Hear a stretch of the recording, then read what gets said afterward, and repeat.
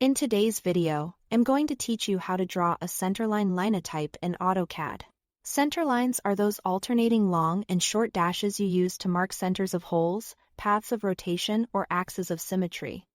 They help your drawings communicate intent clearly, especially in mechanical and architectural detailing. Let's walk through how to load the right linetype and apply it to your geometry, so it reads correctly on screen and in print. First, open the Linetype Manager. At the command line, type LT and press Enter. The Linetype Manager is where AutoCAD stores and manages all the dash and dot patterns you can apply to objects. If you don't see the centerline options listed yet, that's normal. Many templates don't load them by default, which is why we'll add them now. In the Linetype Manager, click Load. You'll see a list of predefined patterns. Scroll to find Center, Center 2, and Center X2. These are the same pattern at different scales. Center is the standard. Center 2 is a smaller version and Center X2 is larger. Pick the one that's most appropriate for your current drawing scale. If you are unsure, start with Center.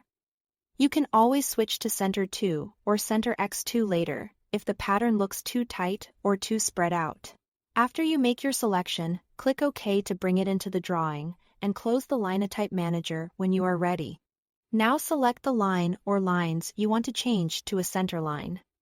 You can click them one by one, or use a selection window to grab several at once. This works for lines, arcs, circles, and other objects that support linetypes.